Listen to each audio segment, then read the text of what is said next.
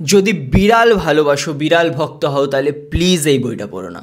আমি কথা বলছি the sailor who fell from grace with the sea by Yukio Mishima. এটা একটা জাপানিজ ক্লাসিক নভেল এবং আমার পড়া আজ অব্দি সেরা জাপানিজ নভেল এটা, বাই দ্য ওয়ে। এখানে একটা ছেলে রয়েছে যার বাবা মারা গেছে, সে তার মায়ের সাথে থাকে এবং সেই ছেলেটার একটা গ্রুপ রয়েছে, আর সেই গ্রুপটা মনে করে যে তারা সমাজের সব নিয়মের ঊর্ধ্বে, মানে তারা ফ্রিডম খুঁজে পেতে চায়, এমন একটা ফ্রিডম যেখানে তারা যা ইচ্ছা করতে পারে, যেখানে কোনো আইনের বাধা নিষেধ কিছু থাকবে না, নিজেদের মতো তারা অপরাধও করতে পারে। তো সেই কারণে তারা নানারকম অপরাধের আসলে এক্সপেরিমেন্ট করে যে কে কতটা বেশি অপরাধ করতে পারছে।